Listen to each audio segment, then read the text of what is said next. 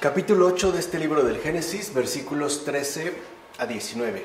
¿Qué es lo que ahí dice la Escritura?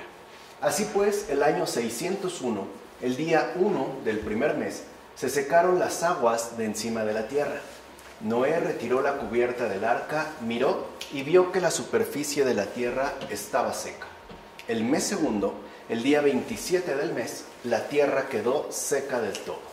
Entonces habló Dios a Noé y le dijo: Salid del arca, tú y contigo tu mujer, tus hijos y las mujeres de tus hijos.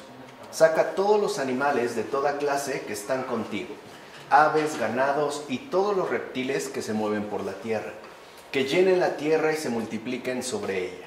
Salió pues Noé, y con él sus hijos, su mujer y las mujeres de sus hijos. También salieron del arca todos los animales, los ganados, las aves y los reptiles que se mueven por la tierra, según sus familias. Dios mismo decide mantener el orden cósmico.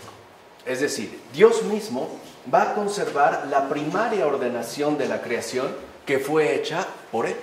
O sea que Dios no solo ha creado, sino que incluso mantiene en pie lo creado a partir de una reordenación que implicará, de hecho, un nuevo aspecto al conjunto de la tierra. De hecho, después que la creación entera quedó completamente lavada, como si de suciedad se tratara, y después de eliminar toda la mancha que en ella había estampado la maldad de los seres humanos, porque sí deja como estas manchas, finalmente se ordena al justo salir del arca, como si lo hubieran liberado de aquella penosa cárcel. Mira pues la bondad de Dios, es decir, cómo se sirve de todo para animar al justo.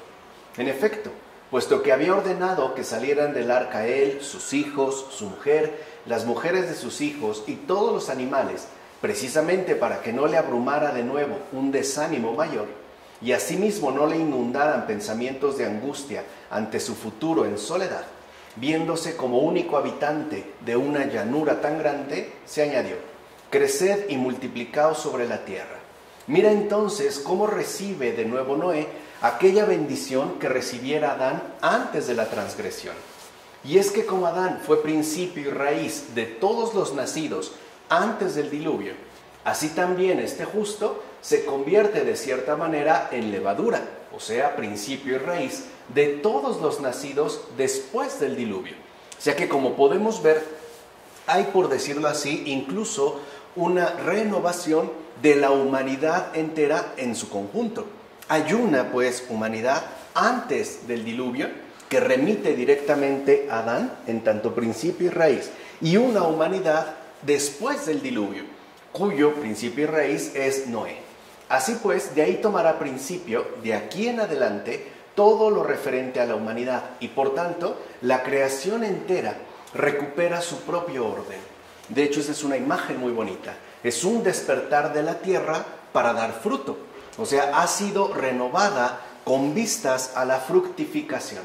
Y no solo eso, sino que de igual manera es un despertar de todo lo demás para estar al servicio del ser humano en aquello para lo que fue creado, como afirma Juan Crisóstomo en sus homilías sobre el Génesis. Entonces vemos que el Señor mismo reordena la creación para que se mantenga en su propósito inicial, es decir, mantenerse al servicio de nosotros en tanto seres humanos y puedan cumplir entonces su respectivo propósito creatural. Ahora bien, lo mismo que el arca de Noé conservó incólumes a todos los que entraron en ella cuando el universo se inundaba, así también la iglesia de Pedro devolverá ilesos a todos los que abarque con su abrazo cuando el mundo esté en llamas. Y así como una vez acabó el diluvio, acabado el diluvio, una paloma trajo el signo de la paz hasta el arca de Noé, del mismo modo Cristo traerá a la iglesia de Pedro la alegría de la paz cuando el juicio haya acabado, como menciona Máximo de Turín en sus sermones. Y es algo muy importante de tomar en cuenta, en primer lugar, porque como vimos en el Génesis, se está prefigurando desde el inicio, ¿no?, el misterio de nuestra redención. Un misterio que, como bien sabemos, remite a una encarnación concreta y del todo, vamos a decirlo así, dada. Así pues, vemos cómo este gesto que trae la paloma, ¿no?, a Noé, una rama de olivo como signo de la paz, también Cristo va a traer a la iglesia de Pedro esta alegría de la paz una vez que el juicio haya acabado. Por eso es que debemos mirar siempre a Cristo como lo que verdaderamente es decir, como el Redentor, nunca como el castigador o el enjuiciador, más bien como el Redentor, que está ansioso por traernos ya de manera definitiva y completa la alegría de la paz. Por otra parte, examinemos también por qué razón en el momento de entrar en el arca, el orden dado consistió en que Noé entrara primero con sus hijos, después su mujer y las mujeres de sus hijos. Pero después, es decir, cuando salieron, el orden fue cambiado. Y eso es algo importante de tener en cuenta, ya que, como está escrito, salió él y su mujer, y sus hijos y las mujeres de sus hijos. Según el sentido literal, esto significa lo siguiente. Veamos cómo aparecen dimensiones de significación que no podemos pasar por alto. O sea, si atendemos pues al sentido literal, ¿no?, en este cambio de orden que se da con respecto a la salida, es decir, es un orden distinto al que se dio en principio al ingresar al arca, ¿no? Si apelamos pues a este sentido literal, lo que encontramos es esto: impera la abstinencia de la facultad de engendrar en el momento de la entrada. Pero en el momento de la salida se retoma el uso de tal facultad. O sea, que no hubo mezcla de sexos en la entrada, mientras que sí la hubo a la salida. De hecho, con el orden de entrada se proclama que aquel tiempo en el que dominaba la muerte sobre todos no era adecuado para la procreación, porque efectivamente Dios vela por la vida. Digamos que, ¿no?, la suspende al menos momentáneamente, en lo que se puede renovar por completo el orden de lo creado. Pero al cesar el diluvio, o sea, al estar en condiciones nuevamente el mundo en su conjunto para que éste quede repoblado, pues se retomó de nuevo el uso y cuidado del matrimonio según la generación de los otros seres humanos. Y esto es importante, o sea, al momento de entrar entonces se suspende el ejercicio fecundo de la procreación. No hay pues relaciones sexuales, es incluso un momento de purificación, no solo hacia el exterior, sino también al interior del arca. Pero al salir, esta facultad procreativa se retoma precisamente, ¿no?, con vistas a la generación de los otros seres humanos que habrán de repoblar nuevamente la tierra, lo cual apunta entonces al cuidado, al establecimiento, incluso a la honra que corresponde al matrimonio. Entonces, lo que vemos, y es muy importante de tener en cuenta, es que el matrimonio no es un proyecto egoísta en pareja. No se trata de eso el matrimonio, sino una contribución cuidadosa, es decir, amorosa, que se va a dirigir o que apunta de lleno a la posteridad, o sea, a la continuación de la humanidad en su conjunto. Porque hoy en día tal parece que el matrimonio aparece justo como un proyecto egoísta en pareja. Por ejemplo, para realizar ciertos proyectos en común, para no quedarse solos o simple y sencillamente para compartir un tiempo y un espacio mientras éste resulte agradable. Pero se pierde de vista lo esencial. El matrimonio es la bisagra o el punto de conexión que nos lleva a nosotros en tanto descendencia a una posteridad que está prevista en el porvenir. O sea, es justo la continuación de la humanidad en su conjunto. Por eso, cuando el matrimonio se ve atacado, incluso cuando el matrimonio se ve, por ejemplo, anulado, lo primero que vemos que se afecta es la continuación de la humanidad en su conjunto. Queda comprometida, pues, la posteridad de la humanidad. Así pues, al entrar en el arca, Dios dijo a Noé: entra tú, tu mujer, tus hijos y las mujeres de tus hijos, y háganlo en este orden, a fin de que los suba uno a uno y guarden la castidad.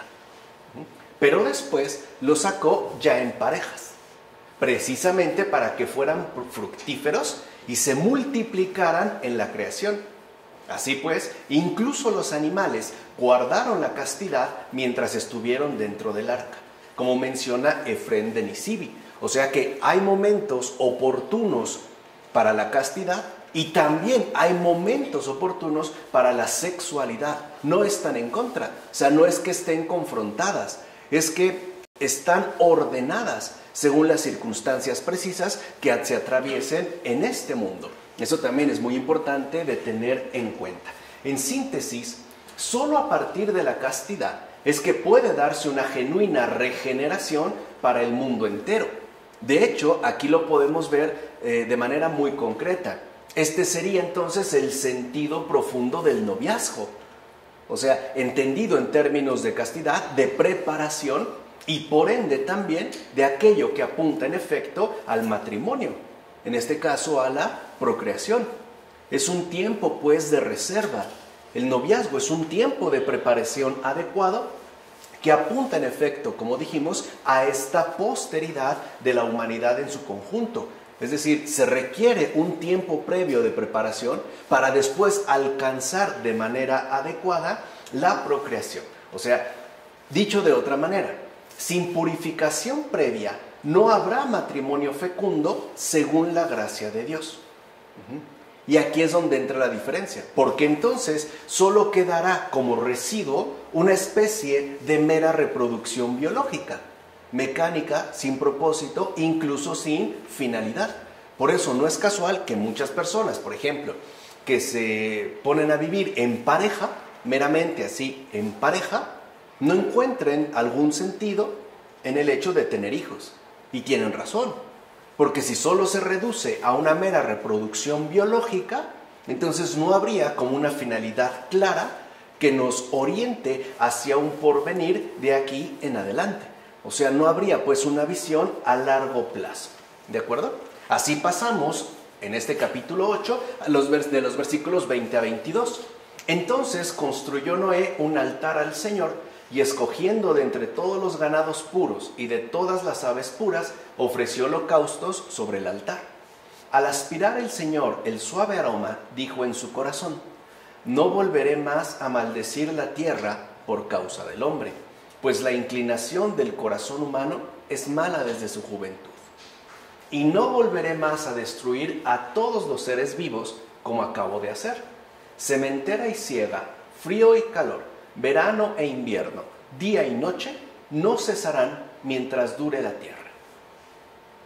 Fíjense, para empezar, Dios admite ese mal misterioso que anida en el corazón de los seres humanos. Se reconoce que ahí hay algo que no anda nada bien. Y a pesar de ello, no dejará de brindarnos una tierra habitable. O sea, a pesar de este reconocimiento, dijimos, ¿no? En este caso, creo que ya es por demás evidente que la Biblia expresa un realismo serio, un realismo realmente comprometido. Dios reconoce este mal misterioso que anida en el corazón de cada uno de nosotros, incluso desde temprana edad, y a pesar de esto, nos brinda las condiciones necesarias, es decir, habitables, para mantenernos en una postura netamente humana. O sea, incluso a pesar, ¿no?, de la realidad de este mal. Ciertamente, la Escritura dice que el Señor percibió un olor de suave aroma, esto es, aceptó las ofrendas. Con todo, lo que allí había era grasa y humo de los cuerpos quemados. Sin embargo, para que sepas que Dios acepta o rechaza las ofrendas según la voluntad del oferente, llama olor de suave aroma al ofrecido por Noé, como menciona Juan Crisóstomo en su texto contra los judíos. Entonces, lo que vemos aquí es que lo importante para el Señor no es lo ofrecido, sino la voluntad del oferente. O sea, puede ser una ofrenda sumamente llamativa, incluso majestuosa, pero no contener un olor de suave aroma. Si es que la voluntad del oferente, por ejemplo, está retorcida o tiene una mala inclinación. Incluso puede ser que se dé una especie de intención malvada y justo para encubrir su mal propósito se quiera presentar una ofrenda majestuosa. ¿Se entiende? O sea, hay que entender aquí pues esta sutileza. En efecto, el Señor no olió el perfume de la carne de los animales o el humo de la leña, sino que más bien escrutó y vio la simplicidad de corazón con la que Noé ofreció el sacrificio. Es decir, por todo y a favor de todos. Este es un real ofrecimiento. O sea, el verdadero ofrecimiento, el real sacrificio, consiste en que aquello que nosotros ofrecemos se ofrece por todo y a favor de todos. O sea, tiene un alcance verdaderamente universal. No está mezclado por mezquindades más o menos maquilladas o por posturas individualistas que pretenden escudarse bajo una apariencia de bien. De hecho, su Señor le dijo lo que él, en su simplicidad de corazón, deseaba escuchar. Por tu justicia, un resto ha sido preservado y no ha perecido en el diluvio que ha tenido lugar. Y gracias a tu sacrificio por toda carne y a favor de toda carne, no desataré más un diluvio sobre la tierra. O sea, en la simplicidad de corazón de Noé, esta ofrenda ha sido hecha por el bien de toda la humanidad en su conjunto, por toda carne y a favor de toda carne. ¿Te das cuenta cómo un sincero sacrificio puede hacer que Dios conceda enormes beneficios de salvación al mundo entero? Eso es lo que contiene una verdadera ofrenda. Enormes beneficios de salvación al mundo entero. No solo se trata de obtener favores particulares de resolución más o menos inmediata. De hecho, Dios se ligó a sí mismo por una promesa. Y lo hizo de tal modo que aunque los seres humanos siguieran constantemente los malvados pensamientos de sus respectivas tendencias, no por eso Él desataría ya un diluvio destructor sobre ellos, como menciona Efrén de Nisibi en el comentario sobre el Génesis. Por eso a veces nos preguntamos, si este mundo ha llegado a tal colmo de vileza, ¿no?, a tal hundimiento de degradación, ¿por qué Dios entonces no acaba de una vez con este mal? Por esa promesa que ha realizado. Y sobre todo, porque lo que podemos detectar es que a partir de este momento, es decir, a partir de este nuevo reordenamiento, será el amor de Dios quien lo asuma todo y lo abarque a todos. O sea, se opone pues esta maldad que está presente en nosotros, al menos en términos potenciales, a su amor que tendrá ahora la primacía, ¿no?, en todas las cosas que sucedan y en cada persona en concreto. Ahora bien, consideremos con mayor atención qué se quiere dar a entender cuando se dice: dijo el Señor en su corazón, no volveré ya a maldecir la tierra por las obras de los hombres. De entrada, con esto se deja en claro que aunque hubiese castigado al género humano con la destrucción, sabe muy bien que el castigo de la ley ayuda al temor y al conocimiento de la doctrina. Es decir, el castigo de la ley ayuda más al ser humano que la mutación de la naturaleza. En efecto, es un hecho que en algunos casos la naturaleza humana sí puede ser corregida, pero no puede ser cambiada en todos. Por tanto, Dios castigó para que tengamos temor y asimismo perdonó para que tengamos salvación. Dios pues castigó una vez para dar ejemplo, pero perdonó para que en el futuro la amargura del pecado no dominara de modo constante. Fíjense qué importante es este proceder. O sea, aquí vemos pues, ¿no?, la manifestación del verdadero Dios. Así pues, Dios castiga a pocos y salva a muchos, justo porque ha querido manifestar su misericordia sobre la universalidad de los seres humanos. De hecho, Dios no promueve en nosotros una falsa seguridad unida a una cierta negligencia, como menciona Ambrosio en su texto sobre Noé. Y esto es cierto. O sea, no es que Dios promueva en nosotros una falsa seguridad. Por ejemplo, pues no pasa nada y entonces Él no va a obrar de ninguna manera, no va a intervenir, no va a ajustar cuentas con nosotros. No, sí lo hace. Porque de no ser así, entonces al mismo tiempo se promovería en nuestra propia conducta una cierta negligencia. Haríamos ciertamente como si no sucediera absolutamente nada. Y eso no sería ningún bien para el ser humano. Por último, puesto que había cesado la siembra y la cosecha durante ese año y las estaciones habían sido trastocadas, Dios volvió a dar a la tierra lo que le había quitado. Es decir, un orden renovado de realización que ya nada podrá cambiar, como menciona Efrén de Nisibi en sus comentarios sobre el Génesis. O sea que la tierra fue renovada para mantener en pie la primacía de su bondad, o sea, su constante misericordia. A pesar de que incluso el orden de las estaciones, el transcurrir del día y la noche, el frío y el calor, se vio completamente trastocado, digamos que Dios se lo quitó a la tierra, después se lo devuelve. Y se lo devuelve de una manera que ya nada podrá hacer cambiar. O sea que la salvación, pase lo que pase, quedará firme gracias a esta resolución que Dios ha tomado a través de los tiempos hasta que llegue la consumación definitiva, ¿no? Entonces, con este, digamos, panorama es que ya podemos acceder al capítulo 9, de los versículos 1 a 7. Dios bendijo a Noé y a sus hijos, diciéndoles: creced, multiplicaos y llenad la tierra, que os tengan temor y miedo todos los animales de la tierra, todas las aves del cielo, todo lo que repta por el suelo y todos los peces del mar. Todo queda en vuestras manos. Todo cuanto se mueve y tiene vida os servirá de alimento. Lo mismo que os di las hortalizas, todo os los doy. Únicamente no comeréis la carne con su vida, es decir, su sangre. Más aún, pediré cuentas de vuestra sangre y de vuestras vidas. Se las reclamaré a cualquier animal y sobre todo al hombre, a cualquier hermano suyo. Si uno derrama sangre de hombre, otro hombre derramará su sangre, porque a imagen de Dios fue hecho el hombre.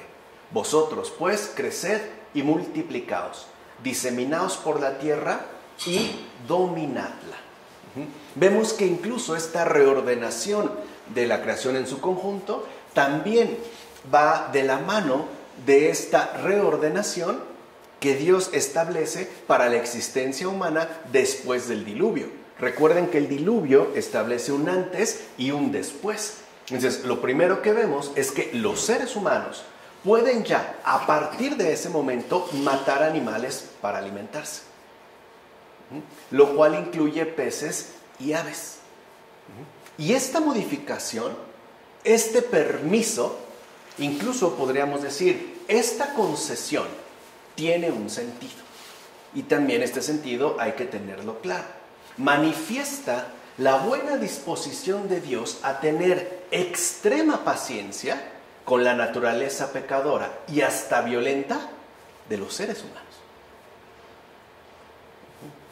Además, con esta modificación no se anula lo siguiente: solamente Dios posee el pleno dominio sobre la vida. Por eso queda prohibido consumir sangre y por ende debe prevalecer su respectivo desarrollo. O sea, aquí digamos que esta concesión, ¿no?, en principio está basada en esta extrema paciencia que ahora Dios asume con la naturaleza pecadora y hasta violenta de cualquier ser humano. Pero a pesar de ello, Él sigue conservando este pleno dominio sobre la vida y por ende lo que debe prevalecer es su respectivo desarrollo. Es decir, un cuidado especial por la vida. De hecho, la promesa que originalmente se hizo a Noé, ahora incluso se extiende a todos los seres humanos. Lo cual también es una muestra de esta bondad cada vez más intensiva. O sea que Dios no solo va a ser benevolente con el justo, como lo había manifestado en un principio al dirigirse a Noé, sino que también lo va a hacer con el violento pecador. O sea, lo que vemos es que se establece, digamos, la regla definitiva para todo el orden humanamente existente, la misericordia. Entonces, la benevolencia de Dios no se limita al justo, también estará presente en relación al violento pecado. Así pues, puede decirse que la misericordia de Dios se extiende a partir de este momento al mundo entero. Aquí vemos que la misericordia es como este resguardo esencial que nada ni nadie podrá hacer cambiar, que ya no pues se podrá anular de ninguna manera. Entonces lo que vemos es que de fondo su bondad se manifiesta en términos de paciencia extrema con el pecador empedernido.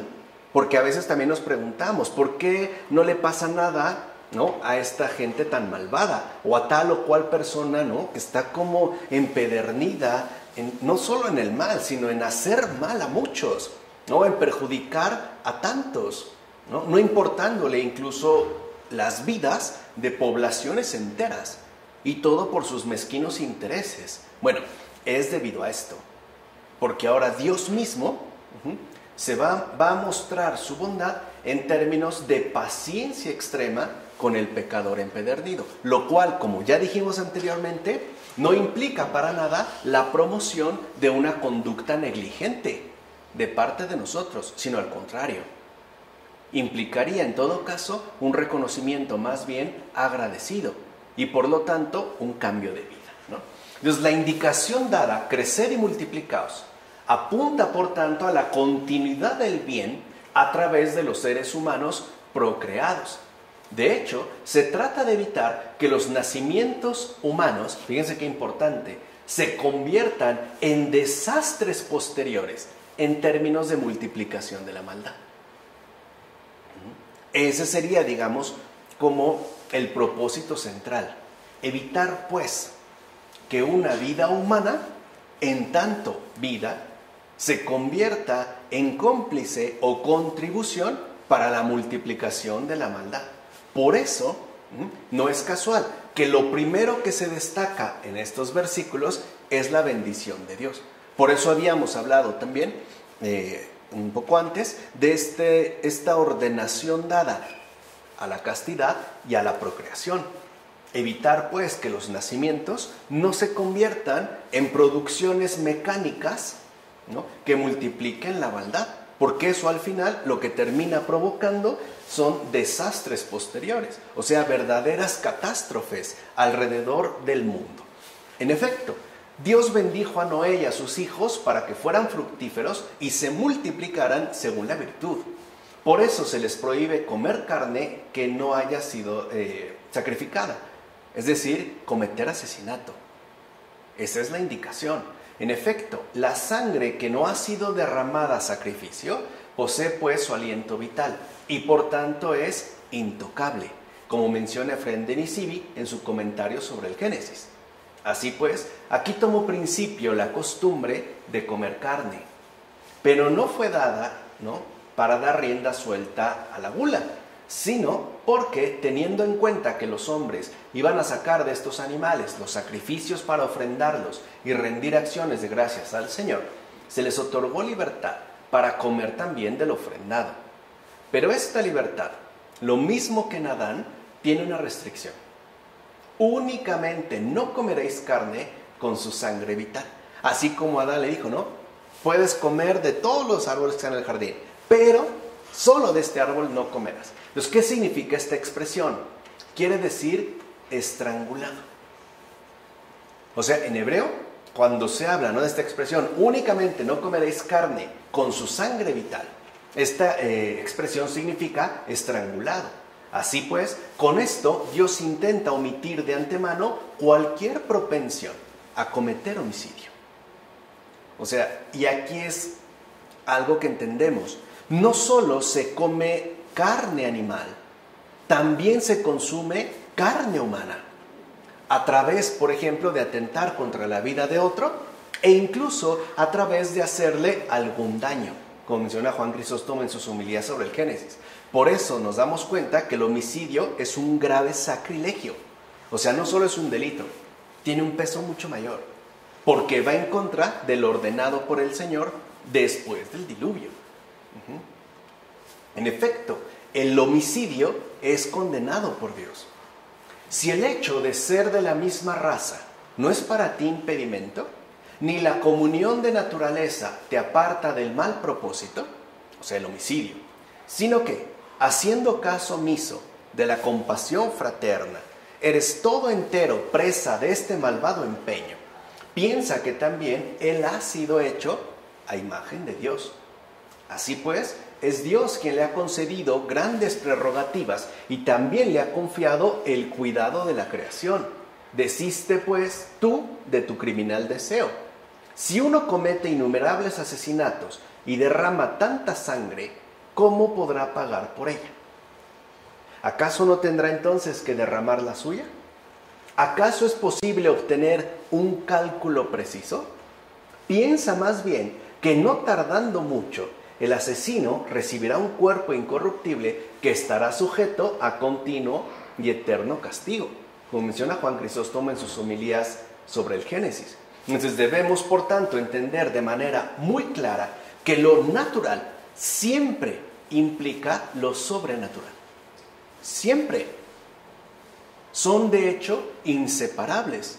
O en términos un poquito más técnicos, lo visible siempre está en relación con lo invisible.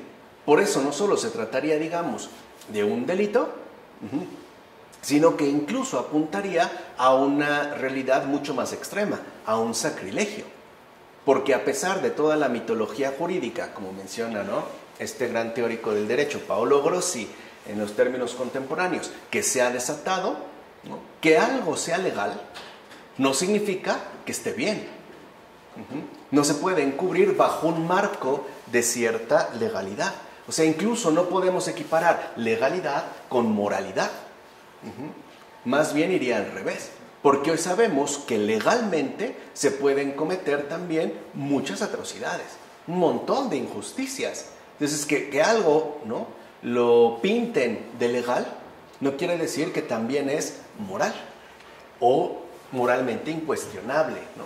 De hecho, podemos decir que el asesinato es un acto de crueldad inhumana, o sea, propio de animales. En efecto, Dios comparó la iniquidad del ser humano a la malicia bestial. Incluso la consideró más grave que la ferocidad de las bestias. En realidad, las bestias no tienen nada en común con nosotros. Es decir, no están ligadas a nosotros con ningún vínculo fraterno. De hecho, si las bestias dañan a los humanos, lo hacen como extraños y por ende no violan los derechos de la naturaleza. O sea, no olvidan, no atentan contra el afecto de la fraternidad. Por eso un león puede atacar a lo mejor a un cazador desprevenido, ¿no?, o alguien que cometió un acto imprudente, por ejemplo, tratando de acercarse mucho a los animales. Por eso peca más gravemente el ser humano que engaña al hermano, justo porque al hacerlo lo que hace es despreciar la comunión fraterna. O sea, atenta pues contra el vínculo de la propia naturaleza. ¿O acaso no es hermano nuestro aquel que se unió a nosotros en la misma generación maternal? En efecto, una misma naturaleza es la madre de todos los seres humanos y por tanto todos somos engendrados de una misma y única madre. Todos pues estamos ligados por un mismo vínculo de parentesco, en términos humanos, como menciona Ambrosio en su texto sobre Noé. Entonces, matar al hermano es atentar contra la propia naturaleza humana. Es matricidio. Es atentar directamente contra la madre de todos nosotros. O sea, estamos atentando pues contra nuestra propia matriz común.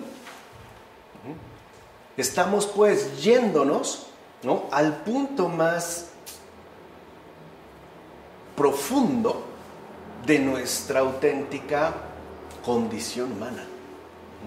Aquí entendemos esta, digamos, dimensión que en efecto posee, por ejemplo, el aborto.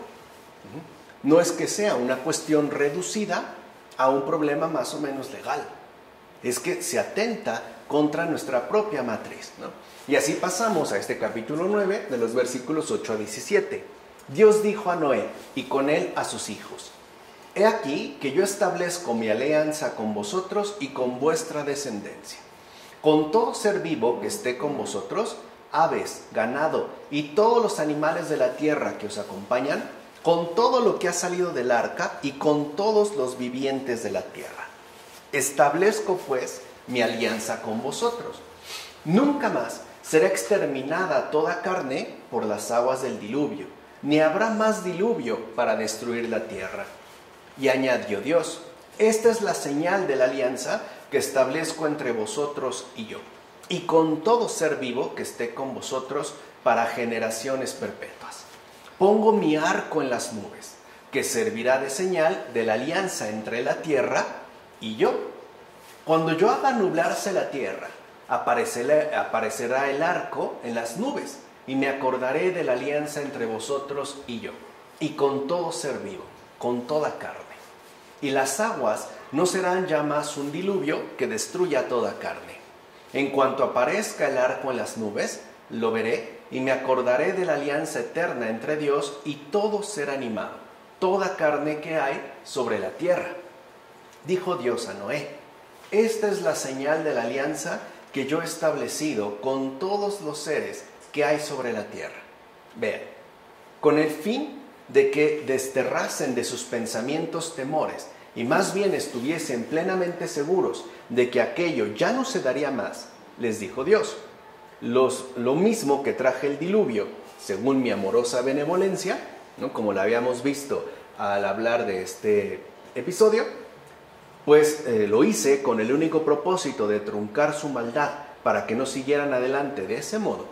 Ahora, impulsado por esa misma amorosa benevolencia, os prometo no hacer ya esto. Y lo hago para que viváis libres de todo desánimo, y así lleguéis, libres de todo desánimo, al final de la vida presente. O sea, es incluso para inspirarnos confianza, porque como dijimos, lo que ha puesto como sostén de todo el desarrollo de la creación es su bondad.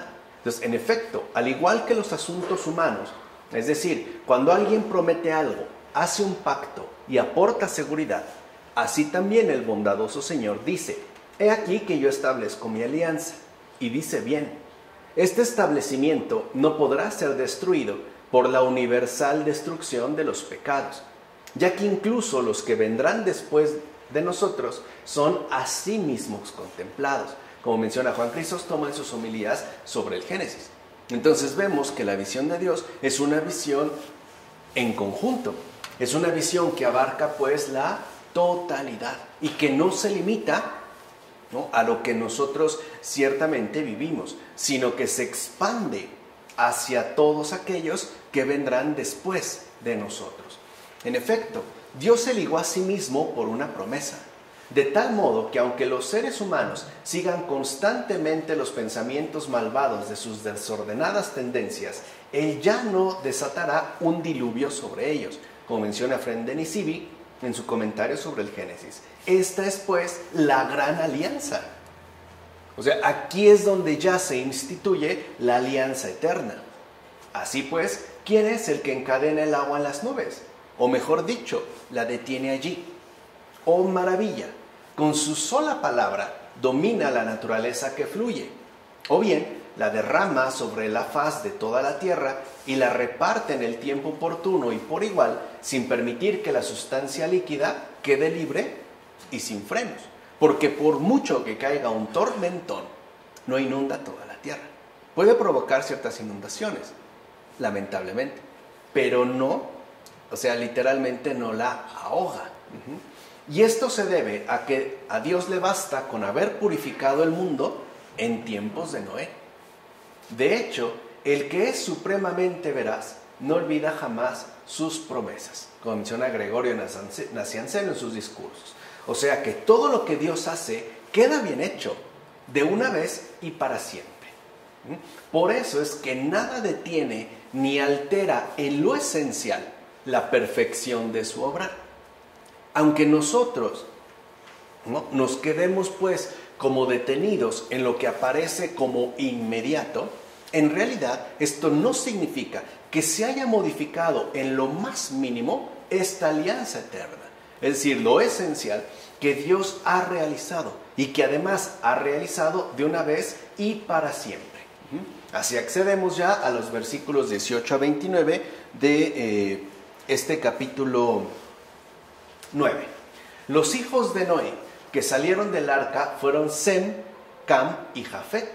Cam es el padre de Canaán. Estos tres fueron los hijos de Noé, y a partir de ellos se pobló toda la tierra. Noé, que era labrador, fue el primero que plantó una viña. Bebió del vino, se embriagó y se quedó desnudo dentro de su tienda. Cam, el padre de Canaán, vio la desnudez de su padre y afuera se lo contó a sus dos hermanos. Entonces Sem y Jafet tomaron un manto, se lo echaron ambos al hombro y andando de espaldas, con el rostro vuelto, cubrieron sin verla la desnudez de su padre. Cuando Noé despertó de su embriaguez y supo lo que le había hecho su hijo menor, exclamó: maldito sea Canaán, el más vil esclavo para sus hermanos. Y añadió: bendito sea el Señor, Dios de Sem, que sea Canaán su esclavo. Dios engrandezca a Jafet, habite en las tiendas de Sem y sea Canaán su esclavo. Después del diluvio vivió Noé 350 años. El total de los días de Noé fue de 950 años. Luego murió. Entonces, si lo ven, aquí el énfasis pasa de Noé a la descendencia, o sea, a una especie de porvenir inmediato, lo que ha surgido pues ya. Para empezar, debemos darnos cuenta que la embriaguez de Noé se debió al desconocimiento, no a la incontinencia, pues Noé desconocía no solo la cantidad que hay que beber, sino también la manera en que es preciso mezclar la bebida para soportarla adecuadamente.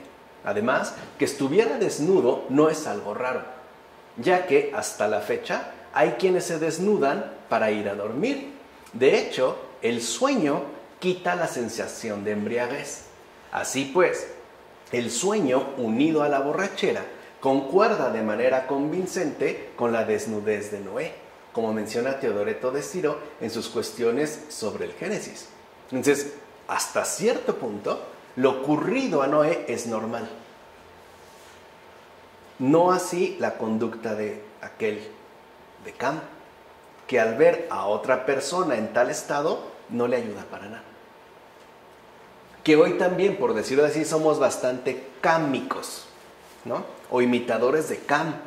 Por ejemplo, vemos a una persona, a un ser humano, en una situación lamentable, no solo de embriaguez, sino tal vez de indigencia, o de sufrimiento o de dolor, y le hacemos un meme, o lo subimos a las redes sociales, y lo exponemos, igualitos que Cam. Y conste, Cam recibió una maldición. O sea, vean hoy lo que estamos haciendo. O sea, incluso en el mundo contemporáneo. Lo vemos a un ser humano en una situación lamentable y en lugar de ayudarle, nos burlamos y la exponemos. Incluso la evidenciamos. Hoy es bien común ver eso en las redes sociales. En esta especie de capturas secretas, ¿no? Para ridiculizar, ¿no? Incluso para burlarse, para denigrar a una persona que atraviesa pues una situación complicada, ¿no? En todo caso, algo queda claro: ni el viñedo ni el vino son algo malo, sino el abusar de ellos. En efecto, no es el vino por sí solo quien engendra los funestos pecados, sino la mente corrompida. Una mente que aún no estando embriagada con vino, se mantiene como borracha y por tanto como llena de delirios. Así pues, es el exceso lo que perjudica la utilidad que el vino reporta. Por ejemplo, ya sabemos, ¿no? Los médicos nos han dicho que es muy saludable, incluso para el corazón, cuestiones de circulación, tomarse una copa de vino tinto diario, o un caballito de tequila, o un caballito de un buen mezcal. Nada más, pero eso es por los beneficios que reporta. De hecho, si se te muestra ahora la utilidad del vino, es decir, después del diluvio, es para que sepas que la naturaleza humana, antes ya de utilizar el vino, había caído en exagerado desenfreno, y con ello había evidenciado el gran número y la gravedad de sus pecados. Y esto sin que el vino hubiera aparecido todavía, porque los pecados cometidos, ¿no?, hasta tal extremo, como ya lo mencionamos, ni siquiera tenían relación alguna con el vino. Este ni siquiera había aparecido. En consecuencia, cuando tú veas usar el vino, no le atribuyas todo a él, sino al libre albedrío corrompido, o sea, a ese desertor que corre hacia la maldad. Ese es el libre albedrío corrompido. Un desertor que se apresura siempre a correr hacia la maldad. En todo caso, piensa más bien en qué fue útil el vino, porque en efecto, es por medio de él como se lleva a cabo el principio fundamental de nuestra salvación. ¿Qué es lo que se consagra en la Eucaristía? Pan y vino. Como menciona Juan Crisóstomo en sus homilías sobre el Génesis. O sea, esto también creo que forma parte de este hábito que ya debemos nosotros adquirir de manera firme e ininterrumpida, de ver y mirar siempre lo esencial, ¿no? Y pensar en relación a lo esencial. Por eso, de hecho, estamos estudiando a Michel Henry. Ahora bien, esto no significa que el consumo del vino no nos vuelva vulnerables. O sea, hay que ser también, ¿no?, serios y realistas. En efecto, Noé bebió vino y quedándose dormido por la embriaguez quedó expuesto, es decir, desnudo, justamente para que comprendas que con el vino se trastorna el espíritu y se oscurece la razón del ser humano. Y esto de tal manera, no se reconoce a sí misma la razón y mucho menos ya en ese estado se puede reconocer a Dios. No olvidemos que Lot, embriagado por el vino, cometió incesto con sus propias hijas. Y sin tener conciencia de tal aberración, como menciona Leandro de Sevilla en la instrucción de las vírgenes y el desprecio del mundo. Entonces veamos también que hay un beneficio, pero eso no significa que nosotros no seamos vulnerables a sus respectivos efectos, y más aún cuando se incurre en el exceso. Así pues, la Escritura menciona la embriaguez de Noé para que nos guardemos de ella lo más posible y no perdamos de vista el peligro al que nos expone. O sea, sí hay un peligro latente. Tan es así que hoy es un problema enorme alrededor del mundo el alcoholismo. Por eso hay tantos grupos de ayuda e incluso de recuperación, porque es un peligro exponencial para nosotros. Incluso, como ya quizá muchos lo hemos sabido, un peligro de muerte. O sea, por lo menos un peligro realmente mortal. Y no necesariamente para uno, sino incluso para los demás. ¿Cuántas veces a lo mejor una persona que iba manejando embriagada atropelló y mató a una familia? Y lo curioso es que a esa persona no le ocurrió nada. Ya vimos esa extrema paciencia de Dios con el pecador empedernido, ¿no? Como menciona Clemente de Alejandría en el Pedagogo. Por otra parte, asimismo se nos deja en claro que la castidad es aquello que cubrió lo que la embriaguez había desnudado. En efecto, el hijo casto de Noé ni siquiera se permitió mirar la desnudez vergonzosa del justo. Al contrario, al ver la caída de aquel, lo cubrió con el velo de la modestia, como menciona Clemente de Alejandría en este mismo texto de El Pedagogo. Y quizá es un ejemplo que nosotros debemos asumir. O sea, si nosotros vemos a una persona en una situación vergonzosa, lo que tendríamos que hacer es guardar el celular de inmediato, cubrirlo, no exhibirlo, intentar ayudarle, no burlarnos. Y lo anterior todavía más lejos, todavía va más lejos, pues cuando Cristo dice, yo soy la verdadera vid, en Juan capítulo 15 versículo 1, se aclara que la sangre de Cristo no es agua solamente, sino vino. Este vino es su sangre con la que nos redimió y vivificó, la cual está presente en el cáliz. De hecho, no hay cáliz sin vino que represente la sangre de Cristo. Por eso no se puede consagrar, por ejemplo, una Coca-Cola o un agua de Jamaica o de tamarindo. Así pues, encontramos en el Génesis una figura precursora de este misterio, es decir, de la pasión del Señor en la historia de Noé. Noé, en efecto, como anunciando la figura de la verdad futura, no bebió agua, sino vino, como anunciando la pasión del Señor, como dice Cipriano en sus cartas. Y vean aquí qué honduras encontramos en este pasaje. De hecho, podemos incluso decir que el deshonor de Noé prefigura la deshonra de la cruz. En efecto, después del diluvio, Noé bebió hasta emborracharse y quedó descubierto en sus vergüenzas. Y vino el hermano mayor y se burló de él. En cambio, el hermano menor lo cubrió sin siquiera mirarlo. Todo esto hace alusión al Salvador, que en la cruz apuró por completo la copa de la pasión. Bebió, se embriagó y dejó al descubierto sus muslos con deshonra. Lo de Noé simboliza, por tanto, la ignominia de la cruz. Fíjense, vino pues el hermano mayor, es decir, el pueblo judío, y en efecto se burló de él.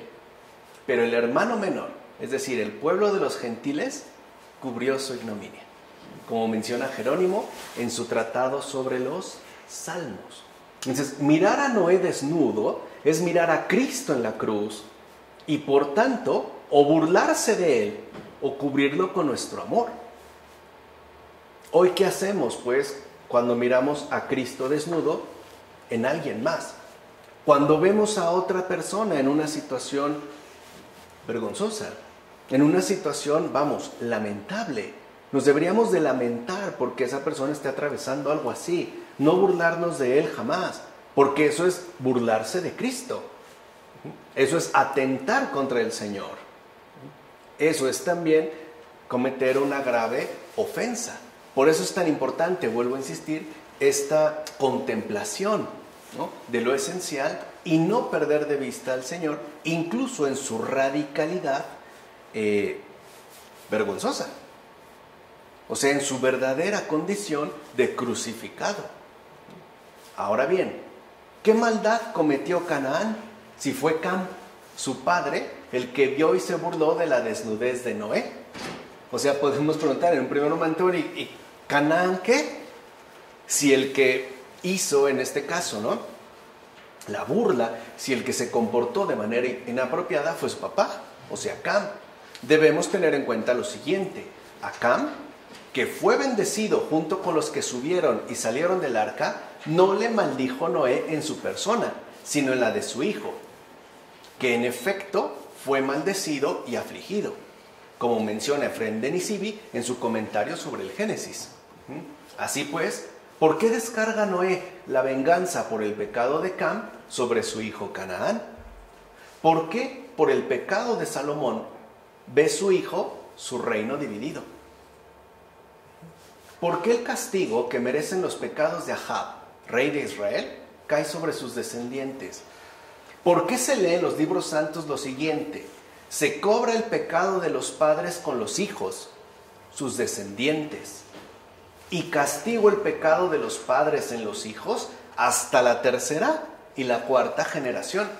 Expresión que puede de hecho tomarse por un número indefinido de años. O sea, no se va, digamos, literalmente contra él, sino contra la descendencia, como menciona Agustín en su réplica a Juliano. Entonces, la maldición, fíjense, pasa entonces de la humanidad al hijo. O sea que el padre, en este caso figurado por Noé, ha hecho recaer todo castigo sobre su propio hijo hecho carne, no sobre nosotros. Y esto es muy importante, porque quiere decir que el Padre ha hecho recaer toda la maldición sobre su propio hijo hecho carne, no sobre nosotros. Ahí se ve ya, digamos, una figuración mucho más definida de lo que es el misterio de la redención. Y esto hay que tomárselo muy en serio. En efecto, ¿qué culpa tiene Canaán de lo hecho por su padre Cam? Es decir, ¿qué culpa tiene el Hijo de Dios, nacido de María, de todo lo hecho por nosotros en tantos seres humanos? ¿Qué culpa tiene él? En todo caso, algo queda claro: la maldición pasa por completo al Hijo, cuya figura es el hijo de Cam, no al responsable directo, porque el responsable directo es la humanidad bendecida después del diluvio. O sea que incluso, ¿no?, esta bondad de Dios se va a ver reflejada de una manera absolutamente extrema. Ahora, el castigo total, y que además correspondería a la humanidad en su conjunto, recae sobre el Hijo del Padre, sobre el Hijo hecho carne. ¿Para qué? Para que toda esta maldición sea asumida por Él y para nosotros quede intacta la bendición. Él sufre pues por nosotros. Y vean cómo ya se está anunciando desde estos versículos del Génesis. O sea que el Padre, fíjense, sentencia ya al Hijo, a su Hijo, al castigo, la pasión y la crucifixión. Ahí ya ha quedado, digamos, el Hijo sentenciado. Por eso no será necesario destruir de nuevo la tierra con el diluvio, ya que en el Hijo recaerá todo el peso de cualquier pecado cometido. Es decir, desde el primero hasta el último, sobre Él y solo sobre Él. Ya desde aquí, fíjense, en este nuevo comienzo de la humanidad, el Hijo de Dios ya ha quedado sentenciado. Sobre Él va a recaer entonces toda la maldición, es decir, todo el peso de cualquier pecado cometido, desde el primero hasta el último. Entonces Cam, hijo de Noé, representante de la humanidad, conserva la bendición de Dios, pero el Hijo no. Fíjense qué extremo, ¿no? Es entonces el amor de Dios. Para que nosotros permanezcamos bendecidos, el Hijo ha sido maldecido. El propio Hijo de Dios. Y sus descendientes, o sea, los santos, asimismo compartirán su destino hasta el fin del mundo. O sea, esto tampoco va a modificarse, ¿no? Vemos la extensión de la bondad divina. Y esta, digamos, esta similitud, este acompañamiento del Hijo de Dios, es algo que en efecto va como a caracterizar o va a definir muy bien, ¿no?, a los santos. Por fin comprendemos por qué a los hijos de Dios les va tan mal en este mundo. Nos queda ya claro por qué ellos pagan como hijos de Dios si quien pecó fue otro. Ahora sí ya quedó clarito a partir de estos versículos. O sea, los santos forman parte del designio de salvación del Padre en el Hijo. En este caso igual a su iglesia. Porque los santos son asimilados al misterio redentor del Hijo. Por eso creo que sabemos, ¿no?, de muchos santos que han sufrido muchísimo por nosotros. Y uno se pregunta, ¿y qué culpa? Por ejemplo, un San Pío de Pietrelcina, ¿no?, que al ver cuántas almas están muriendo durante la Segunda Guerra Mundial y están yendo al combate en situaciones pues nada apropiadas, se ofrece él a sufrir por todos. Y en efecto lo va a padecer. O sea, no es un mero juego. Aquí ya entendemos, ¿no?, en dónde se ubica justo este destino compartido con el Señor. Es decir, con el Redentor. El compartir su condición de castigo. Que de hecho se convierte en fuente de salvación. No creo que eso es algo que deberíamos de meditar y sobre todo que debería de conmover nuestro corazón, porque no es cualquier cosa. Estamos como en el meollo, ¿no?, fundamental de Dios mismo, que es, creo que ya queda claro, amor. En efecto, como bien sabes, y lo sabes muy bien, muchas veces los padres suplican sufrir ellos los castigos en lugar de sus hijos. Y eso creo que es muy común, ¿no? A veces preferiríamos que nosotros sufriéramos lo que ellos. De hecho, en cuestión de castigo, les es más penoso y doloroso el ver a sus hijos castigados que ser ellos mismos sometidos a castigo. ¿Qué duele más? ¿Ver castigado y herido a tu propio hijo o que a ti te lo hagan en su lugar? Así pues, para que la bendición de Dios permaneciera intacta, el Hijo fue quien recibió la maldición. Por eso se dice, los padres no morirán por culpa de los hijos, ni los hijos por culpa de los padres. Como se menciona en el Deuteronomio, capítulo 24, versículo 16, ¿no? Lo menciona Juan Crisóstomo en sus homilías sobre el Génesis. Entonces, aquí vemos también que algunos herejes habían planteado que, claro, el padre, ¿no?, como que muy conchudo, pues envió a su hijo a que él sufriera y él se quedó muy contento en el cielo. No es verdad. para el padre es más doloroso ver a su hijo que si él mismo lo hubiera realizado. O sea, no es indiferente. En la película de La Pasión, esto se ve muy, muy bien. No sé si la vieron, ¿no? La que produjo Mel Gibson. Por cierto, una película impecable. O sea, estoy hablando en términos netamente cinematográficos. No tiene ni un error. Es la única película que no tiene ni un solo error. En nada. Ni en audio, ni en producción, ni en postproducción. Ni uno, ¿eh? Es la única película literalmente perfecta. Y no fue galardonada. Y estoy hablando solo en cuestiones cinematográficas.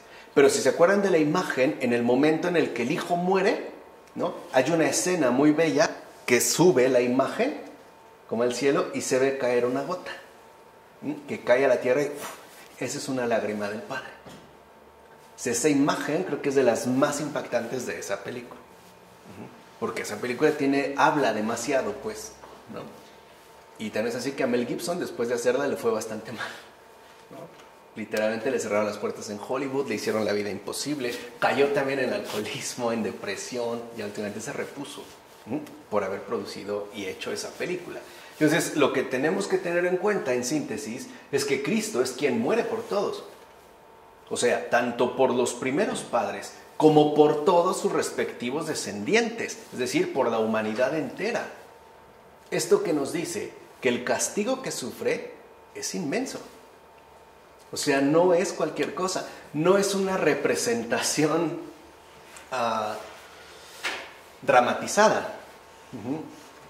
Dramatizada, o sea, de hecho, me parece que fue San Alfonso María de Ligorio quien en sus meditaciones sobre la pasión del Señor decía que si cualquiera de nosotros hubiera recibido, por ejemplo, un solo latigazo, uno de los muchos que recibió en la espalda del Señor, acabaríamos fulminados. Porque no solo va, digamos, la fuerza del castigo en el brazo humano, sino toda la justicia divina. Todo el castigo por los pecados del mundo. Dice, ningún ser humano soportaría ni uno, ni una espinita de su corona. Porque todo está cargado con la gravedad y la inmensidad de todos los pecados cometidos. Por eso su castigo es realmente inmenso. O sea, no es un juego, pues. No es una obra de teatro. Les repito, no es una mera dramatización, sino que lo ha asumido absolutamente todo. Y todo por nosotros. Para que nosotros no experimentáramos nada de lo que Él sí padeció. De hecho, siendo honestos, cada uno de nosotros tendría que vivir todo lo que vivió el Señor. Y a ver si lo aguantábamos. Evidentemente no. Solo Él. Por eso la salvación es algo que se reconoce. No es algo que se impone. Y lo único que se necesita para recibir este gran regalo de redención es humildad. Es aceptar que Dios lo hizo por mí. Y algo así se agradece, ¿no? Bueno. Y el propio Padre entonces también asume el dolor indescriptible por la muerte de su Hijo.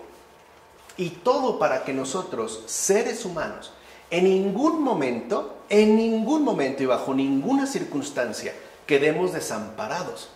Es decir, privados de su divina y total bendición.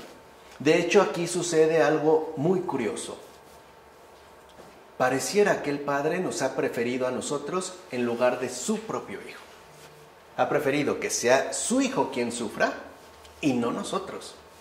Que nosotros quedemos siempre, ¿no?, resguardados por su bendición, no privados de su bondad. Así pues, esto nos invita también a honrar al Padre, con todo nuestro corazón, con todas nuestras fuerzas y con todo lo que somos. Porque el Padre suele quedar también como muy eclipsado, ¿no? Como si Él no tuviera alguna participación concreta y definitiva. O sea, como si solo se remitiera a su ordenación, como a querer el plan de salvación. No, está involucrado. Y también lo ha vivido. Y también lo ha padecido. De hecho, sería muy interesante meditar no solo en la pasión del Señor, que por supuesto es nuestro pilar, sino también en la pasión del Padre. Hay una pasión del Padre. Aquí ya dimos unas luces. También hay una pasión del Espíritu Santo. Sería interesante verla y además en su conjunto. Bueno, en consecuencia es la fe, fidelidad a la infinita bondad de Dios. Aquí es donde ya se prefigura, ¿no?, como el perfil más esencial de la fe, la que el Padre da al pecador en el castigo de su Hijo.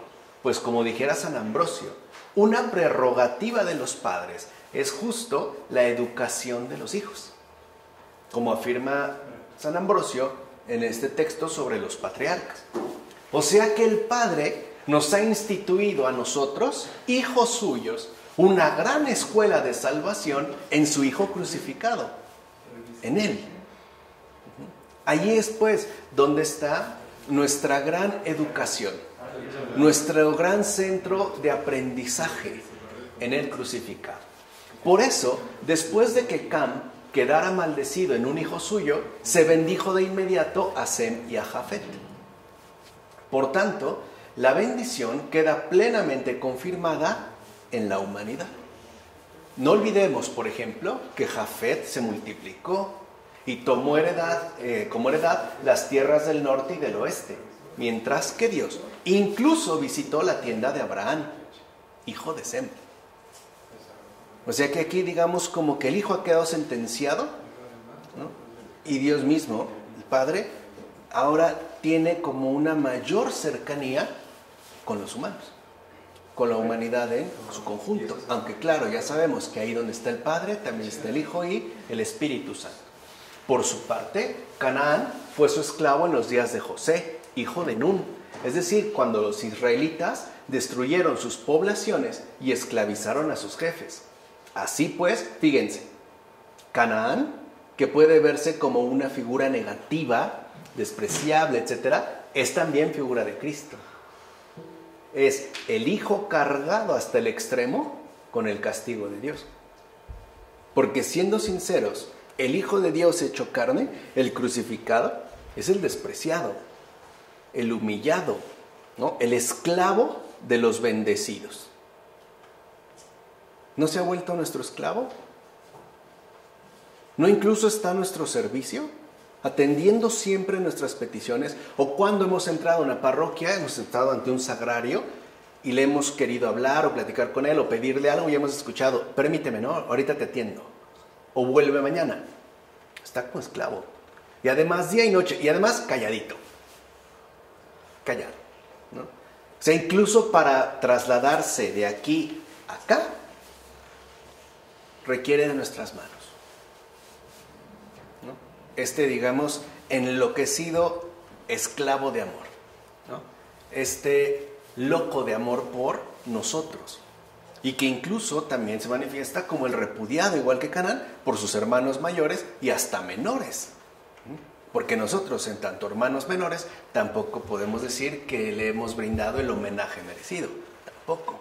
También nos hemos burlado. También lo hemos repudiado. También finalmente lo hemos, ¿no?, despreciado.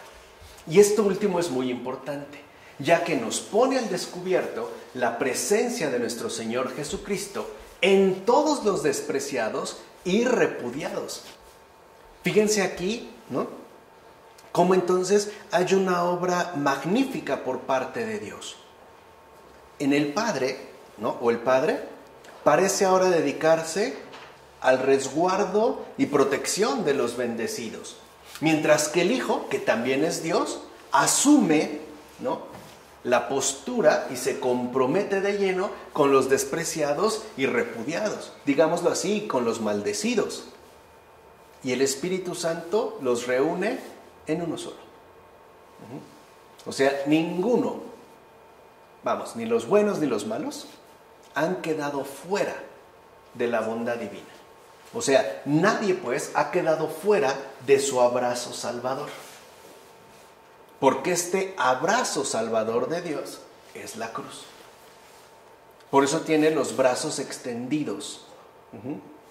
Dicho brevemente, Él, Dios, está presente, ¿no?, incluso en la figura, pues, en la persona de Cristo, tanto en los bendecidos como en los maldecidos. O sea, Él está ahí, tanto en los santos como en los pecadores.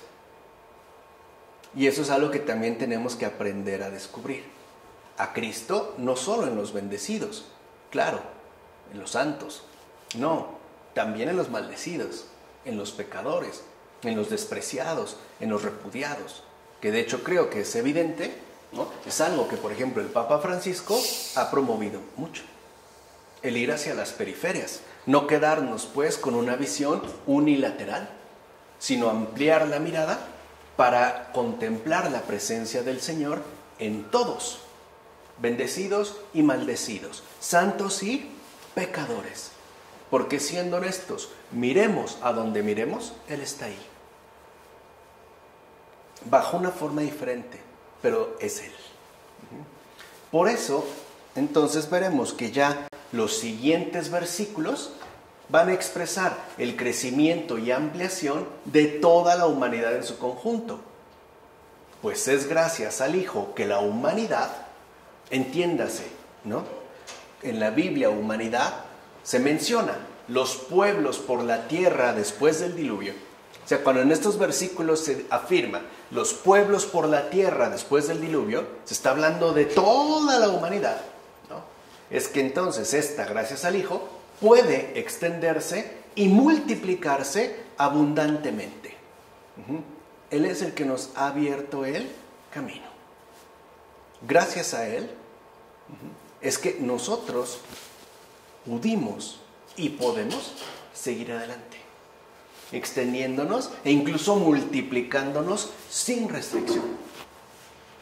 Y aquí vemos cómo hoy esa tendencia, ¿no?, a ir en contra del don de Dios de la vida es oponerse a la obra realizada por el Hijo.